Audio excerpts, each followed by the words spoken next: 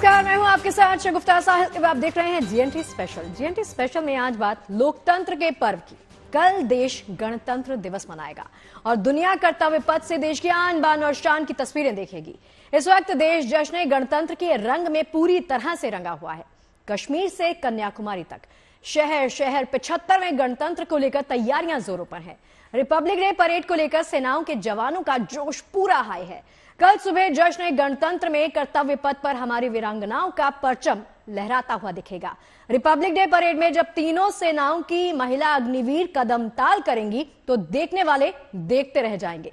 इसके अलावा डिफेंस और डीआरडीओ समेत देश के 25 राज्यों और केंद्र शासित प्रदेशों की झांकियां भी कल कर्तव्य पथ पर अपनी छटा बिखेरेंगी।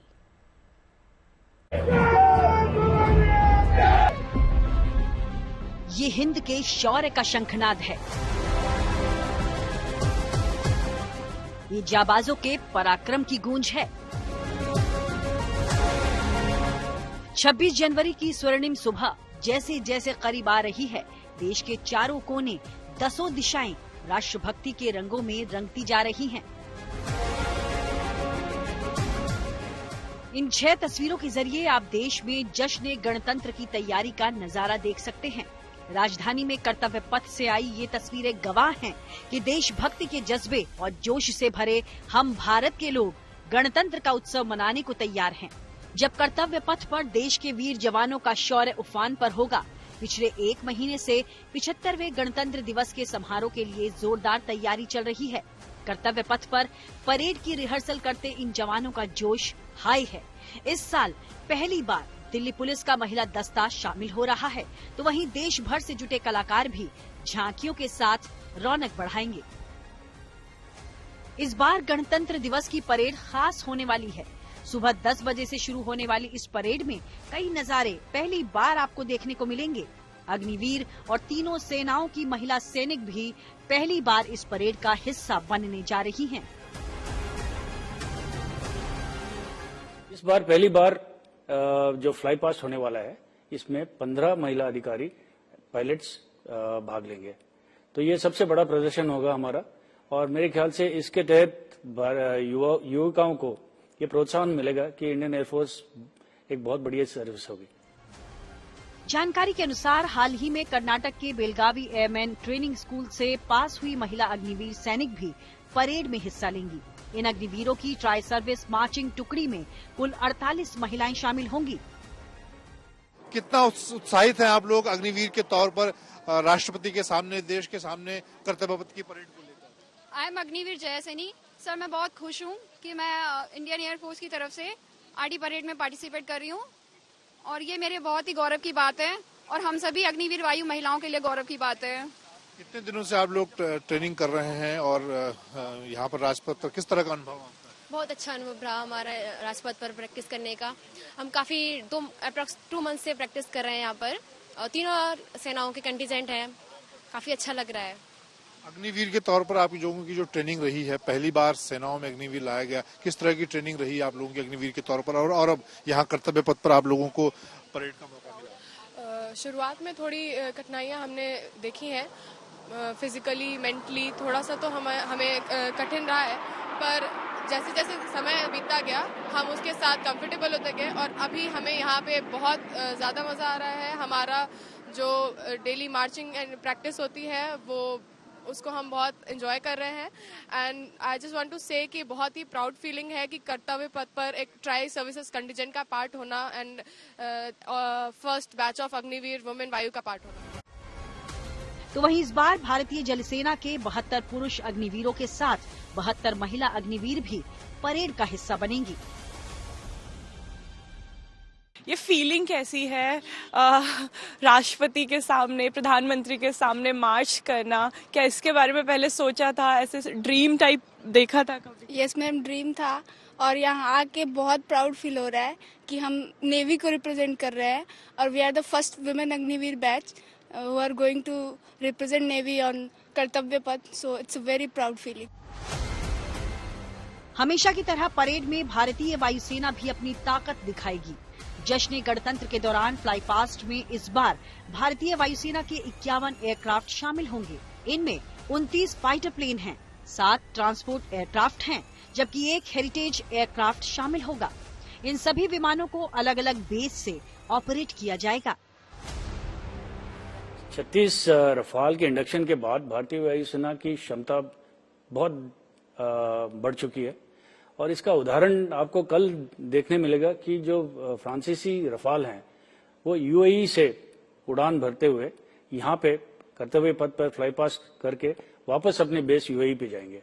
इस तरह की क्षमता जो रफाल ने हमें दी है वो पहले हमारे पास नहीं थी और इससे काफी हमारा उत्साह बढ़ा है और हमारी क्षमता भी बढ़ी है। कर्तव्य पथ पर इस बार दिल्ली पुलिस के महिला दस्ते का शौर्य भी नजर आएगा। दिल्ली पुलिस की वीरांगनाएं जय भवानी के उद्घोष के साथ जश्न गणतंत्र को खास बनाएंगी। बता दें कि वीरांगनाओं का ये दस्ता नया इतिहास रचने जा रहा है, क्योंकि 75 साल में ये पहला मौका है जब दिल्ली पुलिस का महिला दस्ता गणतंत्र दिवस परेड में शामिल हो रहा है। 2019 और 2021 बैच की महिला सिपाही इस परेड दस्ते में शामिल हैं। दिल्ली पुलिस के महिला परेड दस्ते की कमान श्वेता सुगाथन के हाथों में रहेगी। बात अगर झांकियों की जाए तो इस साल परेड में कुल 30 झांकियां शामिल होंगी, जिनमें से 25 झांकियां अलग अलग राज्यों और केंद्र शासित प्रदेशों की हैं। किसी झांकी में राज्य के सांस्कृतिक वैभव की झलक दिखेगी तो किसी में राज्य की विकास यात्रा का नजारा होगा। लेकिन जश्न गणतंत्र के दौरान सबसे पहले इंडियन नेवी, एयरफोर्स और डीआरडीओ की झांकियां कर्तव्य पथ पर दिखाई देंगी। जो डीआरडीओ की उपलब्धियां हैं, चाहे वो नौसेना के लिए हो, भारतीय थल सेना के लिए हो, वायुसेना के लिए हो, डीआरडीओ जो परीक्षण करता है उनकी झलक भी, उन सफल परीक्षण की झलक भी इस बार हमें रिपब्लिक डे परेड पे कर्तव्य पथ पे देखने को मिलेगी। डीआरडीओ की झांकी में डिफेंस रिसर्च और डेवलपमेंट के क्षेत्र में महिला शक्ति के योगदान और मेड इन इंडिया हथियारों की झलक नजर आने वाली है। इस बार जो थीम है वो नारी शक्ति की है, तो हम लोग इस बार जो डिस्प्ले करने वाले हैं वो हमारे जो मिसाइल सिस्टम्स हैं जहां नारियों ने बड़ा रोल प्ले किया है। तो वहीं परेड के दौरान राजस्थान से लेकर गुजरात तक, महाराष्ट्र से लेकर मध्य प्रदेश तक और पूर्वोत्तर के राज्य मेघालय और अरुणाचल प्रदेश से लेकर दक्षिण भारत के राज्य तमिलनाडु, तेलंगाना की झांकियां लोगों को देखने को मिलेंगी। यानी इन झांकियों के जरिए कश्मीर से लेकर कन्याकुमारी तक भारत की कला और संस्कृति की झलक नजर आने वाली है। लेकिन इन सब के बीच सबसे ज्यादा लोगों का ध्यान खींचेगी यूपी की झांकी, जिसे राम मंदिर के साथ यूपी के विकास की थीम पर तैयार किया गया है। कर्तव्य पथ पे जो झांकी इस बार विशेष है वो है उत्तर प्रदेश की झांकी, जिसमें विकास करता हुआ उत्तर प्रदेश इस बार हमें देखने को मिलेगा। उत्तर प्रदेश में जो नई मेट्रो चली है, नई जो विकास परियोजना आई है, चाहे वो फिर राम मंदिर की झलक क्यों ना हो, ये सब हमें इस बार उत्तर प्रदेश की झांकी में देखने मिलेगा। सर, कैसी है इस बार उत्तर प्रदेश की झांकी की तैयारी, क्या झलक हमें देखने को मिल रही है? जैसा कि आप देख रहे हैं, ये विकसित भारत समृद्ध विरासत, विकसित भारत समृद्ध विरासत हमारी थीम है।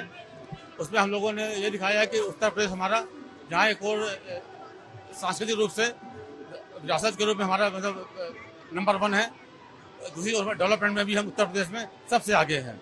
आप देख रहे हैं आज अयोध्या में रामलला की प्राण प्रतिष्ठा हुई है। हम लोगों ने अग्रभाग में भगवान राम के बाल स्वरूप को प्रस्तुत किया है। इसके अलावा हमारा जिसका जो पैनल आप देख रहे होंगे, ये राम मंदिर का ही आर्किटेक्चर हम लोगों ने लिया है। देश की राजधानी में राष्ट्रीय पर्व को खास बनाने की ये सारी तैयारियां लगभग पूरी हो चुकी हैं। अब थोड़ा ही इंतजार बचा है। अब से कुछ घंटों में कर्तव्य पथ की तरह ही कश्मीर से लेकर कन्याकुमारी और द्वारका से लेकर दीमापुर तक सारा भारत जश्न गणतंत्र की उमंग और रंग में डूबा नजर आएगा। दिल्ली से मंजीत नेगी और अनामिका गौड़ के साथ bureau report, good news today. तो देखिए, इन्हीं तमाम तैयारियों के बीच में भारत के जश्न गणतंत्र का हिस्सा बनने खास मेहमान फ्रांस के राष्ट्रपति इमैनुअल मैक्रो भी भारत पहुंच चुके हैं। फ्रांस के राष्ट्रपति इमैनुअल मैक्रो 2 दिन के राज्य के दौरे पर भारत आए हैं। मैक्रो पेरिस से दिल्ली ना जाकर सीधे जयपुर पहुंचे हैं। जयपुर पहुंचकर राष्ट्रपति मैक्रो आमेर पोर्ट पहुंचे। आमेर किले पर उनका राजस्थानी तौर तरीकों से भव्य तरीके से स्वागत किया गया। आमेर किले पर मैक्रो के साथ विदेश मंत्री एस जयशंकर, राजस्थान के डिप्टी सीएम भी मौजूद रहे। तस्वीरों में आप देख सकते हैं प्रधानमंत्री नरेंद्र मोदी उनके साथ मौजूद हैं। किस तरह से गर्मजोशी के साथ मैक्रो का स्वागत किया गया और यहां पर तमाम तस्वीरों में आप देख सकते हैं कि प्रधानमंत्री उनको इस किले का जंतर मंतर की तमाम तस्वीरें उनको दिखाते हुए। तो इस दौरान उन्होंने राजस्थान का पारंपरिक लोक नृत्य देखा, साथ ही साथ स्कूल के छात्रों के साथ उन्होंने मुलाकात की। पीएम मोदी भी जयपुर पहुंचे। ये उसी वक्त की तस्वीरें जब इन दोनों की मुलाकात हुई। जंतर मंतर पर मैक्रो का स्वागत प्रधानमंत्री नरेंद्र मोदी ने किया। यहां से दोनों रोड शो करने वाले हैं और प्रधानमंत्री नरेंद्र मोदी और मैक्रो के रोड शो के लिए जंतर मंतर से सांगानेरी गेट तक करीब 1.25 किलोमीटर का इलाका चुना गया है। इस क्षेत्र में आपको बता दें कि हेरिटेज भवन के साथ ही बड़ी और ऊंची बिल्डिंग्स भी मौजूद हैं। 4 दीवारी में जिन जगहों से रोड शो गुजरने वाला है उन जगहों पर 35 से 40 इमारतों में स्नाइपर तैनात किए गए हैं। उनके पास ऑटोमेटिक हथियार हैं, उन्हें एसपीजी लीड करेगी। इसके अलावा थोड़ी थोड़ी दूरी पर आपको बता दें कमांडोज भी तैनात किए गए हैं। ये रोड शो हवा महल से होकर गुजरेगा। मोदी और मैक्रो हवा महल के सामने फोटो सेशन भी करवाएंगे। दोनों नेता यहां बैठकर चाय की चुस्की का मजा भी लेंगे। तो इस पर ज्यादा बातचीत करने के लिए जय किशन हमारे साथ जुड़ गए हैं। जय किशन, अब से थोड़ी ही देर बाद ये रोड शो की शुरुआत होने वाली है। ये रोड शो किन मायनों में खास है वो बताइए। कहा जा रहा है कि हेरिटेज संरक्षण का संदेश ये दोनों देशों के राष्ट्राध्यक्ष देने की कोशिश कर रहे हैं। देखिए, बिल्कुल ईशा, ये एक इंटरनेशनल डायस्पोरा के पर्सपेक्टिव से एक बहुत ही इंपॉर्टेंट विजिट है। दोनों देशों की जो मैत्री है उसके संदर्भ में और हेरिटेज कंजर्वेशन में। देखिए, यूनेस्को की हेरिटेज साइट है जयपुर के अंदर और उसके संदर्भ में रोड शो निकलेगा जंतर मंतर से लेके हवा महल तक। इससे पहले जो है मैक्रो पहुंचे थे यहाँ पर एक निजी होटल के अंदर और उसके बाद में उम्मीद ये जताई जा रही है कि कुछ MOUs भी होंगे जिससे जो हेरिटेज और अन्य जो मैन्युफैक्चरिंग सेक्टर है उसमें भी भारत को बूस्ट मिलेगा। और राजस्थान के पर्सपेक्टिव में भी ये जो MOU होगा वो बहुत ही महत्वपूर्ण होगा। और फ्रेंच प्रेसिडेंट जो है पूरा एक रोड शो त्रिपोलिया गेट से लेके सांगानेरी गेट, यानी कि जिसे आप कह सकते हैं कि जयपुर की धड़कन, गुलाबी नगरी जिसको कहा जाता है, वहाँ ये रोड शो होगा। और सारी साइट हेरिटेज साइट है, वहाँ कल्चरल इंपॉर्टेंस की साइट है यहाँ पर। तो ऐसे में पूरे जयपुर वासियों को नहीं, पूरे इंटरनेशनल डायस्पोरा में के लिए बड़ी गर्व की बात है कि जयपुर में रोड शो खुद प्रधानमंत्री नरेंद्र मोदी होंगे साथ में। और अभी कुछ टाइम पहले ही भारतीय जनता पार्टी की सरकार में तो पॉलिटिकली, कल्चरली, इन्वेस्टमेंट हर रूप से जो है ये जो यात्रा जो है ये भारत के जो संबंध है फ्रांस के साथ में उसको भी बूस्ट करेंगे। और साथ में इससे राजस्थान की जो इमेज है, खासतौर पर राजस्थान, इस बात की बहुत खुशी है कि जयपुर को चुना गया। आमेर फोर्ट जो है मैक्रो गए थे और फिर ये रोड शो निकालेंगे। तो ये बहुत ही महत्वपूर्ण है हेरिटेज संरक्षण और कई अन्य मायनों में भी, खासतौर पे मैन्युफैक्चरिंग को लेकर। जी जय किशन, ये बताइए कि रोड शो जिसकी हम बात कर रहे हैं अब से थोड़ी देर बाद शुरू होगा, ये कहां से होकर गुजरेगा, रूट क्या रहने वाला है और आगे का कार्यक्रम, आगे का स्केड्यूल क्या होने वाला है रात तक? देखिए, मैक्रो जो है जितनी भी आइकॉनिक टूरिस्ट प्लेस है, जंतर मंतर है, हवा महल है, एल्बर्ट हॉल है, आप कह सकते छोटी काशी जिसको हम कह सकते हैं, जयपुर का छोटी काशी जिसे कहा जाता है जिस इलाके को, वहां से पूरा ये रोड शो गुजरेगा। और अलग अलग कोनों से जो है राजस्थान के यहाँ पर पहुंचे हैं और एक झलक पाने के लिए प्रधानमंत्री मोदी के लिए उनकी जो उनका फैंडम है वो पूरे विश्व में ही है। और साथ में राजस्थानियों में भी एक राजस्थानियों के हृदय में प्रधानमंत्री नरेंद्र मोदी का एक विशेष स्थान है। तो ऐसे में ये पूरी जयपुर की जो काशी है, हेरिटेज साइट है, वहां से रोड शो निकलेगा और सभी जयपुर वासियों को, राजस्थान वासियों को बस इंतजार है वो नजारा देखने का जब प्रधानमंत्री नरेंद्र मोदी और साथ में फ्रांस के प्रेसिडेंट यहाँ से साथ में निकलेंगे। जी जय किशन, ये बताइए, ये भी कहा जा रहा है कि दोनों राष्ट्राध्यक्षों के बीच में बायलैटरल डायलॉग भी होने वाला है, उसमें बहुत सारे मुद्दों पर चर्चा होने वाली है, वो क्या कुछ होगा बताइए?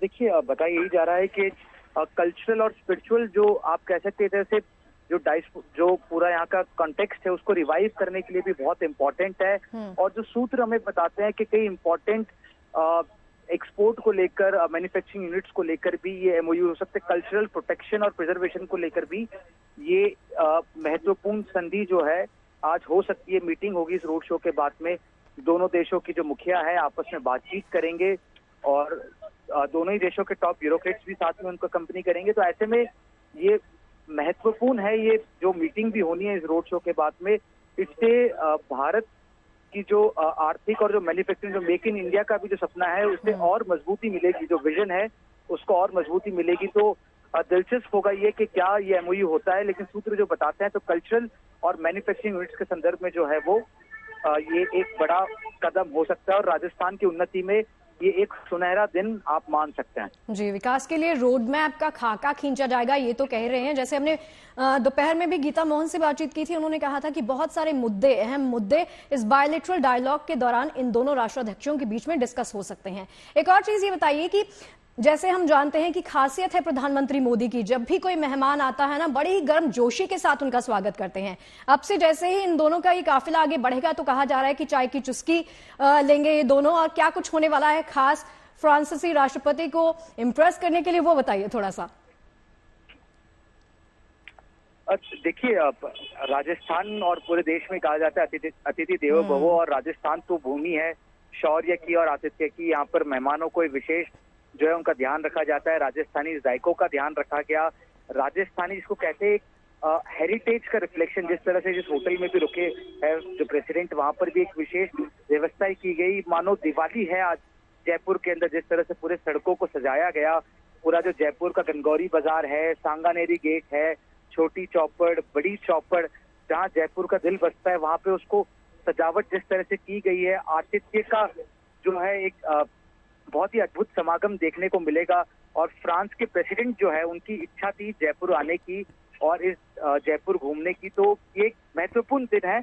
और अगर बात करें कल्चरल और स्ट्रेटेजिक टाइज जो है वो दोनों देशों के बीच में, आज उन पर एक एमओयू साइन हो सकता है, और क्या क्या होगा उसका इंतजार सभी को है। लेकिन जो अटकलें लगाई जा रही है उसको यही है कि प्रधानमंत्री मोदी के साथ जो एमओयू साइन होंगे वो विशेष रूप से जो कल्चरल प्रिजर्वेशन है, कल्चर की जो कंजर्वेशन है उसके संदर्भ में होंगे, हेरिटेज साइट के कंजर्वेशन के संदर्भ में होंगे, और इन्वेस्टमेंट के संदर्भ में भी ये एमओयू महत्वपूर्ण हो सकता है साइन दोनों देशों के बीच में। जी, जयकिशन ये बताइए कि सुरक्षा के लिहाज से यहाँ पर सिक्योरिटी कहाँ तक बीफअप की गई है जयपुर में? और देखिए, खुद अगर मैं बात करूं राजस्थान पुलिस की, तो खुद 6 सीनियर आईपीएस ऑफिसर्स जो है वो पूरी सिक्योरिटी का ध्यान रख रहे हैं। इसके अलावा इंटेलिजेंस एजेंसीज जो है और तकरीबन 700 से 800 जो है कर्मी, वो उन्हें सिर्फ होटल के इर्द गिर्द लगाया गया। उसके अलावा भी हजारों की संख्या में, चाहे वो आर्म कॉन्स्टेबलरी हो और अन्य जो सोफिस्टिकेटेड एजेंसीज हैं, उन सबको जो है डिप्लॉय किया गया है।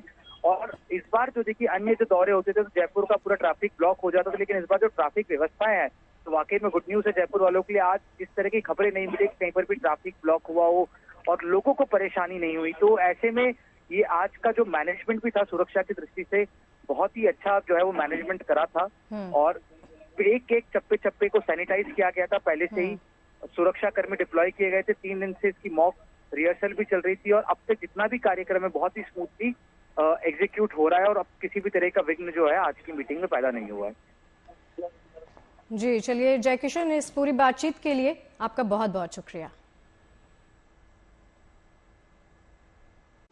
और चलिए हमारी इस आज की खास पेशकश में फिलहाल के लिए इतना ही, लेकिन बाकी खबरें लगातार जारी हैं। देखते रहिए गुड न्यूज टुडे। नमस्कार।